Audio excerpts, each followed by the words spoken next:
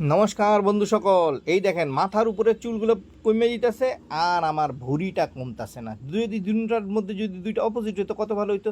আজকে আমি আইছি গরিবের পূজার শপিং, দেখেন ভিতরে ট্রায়াল দিতে ঢুকা আমার যেই ফুর্তি, পূজা পূজা লাগিছে, পূজা পূজা দুনিয়ার জামা কাপড় নিয়ে আইছি। এই দেখেন টি শার্টটা কিরম লাগতেছে, একটা শার্টও নিয়ে নিছি। আমার পেটটা তো রে ভাই, শার্টের হাতা উপরে করে দেখলাম না, শার্টটা ফিট হইতেছে না।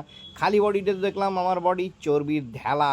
এই যে গেঞ্জিটা, এটা আমার বউয়ে দিছিল, তাই আমার ওই বউ মানে গেঞ্জিটা ফিটিং হয়েছিল। এই গেঞ্জিটা দেখেন, এইটাও ঢিলা ঢিলা হইতেছে, কিন্তু এইটাও পছন্দ হয় না।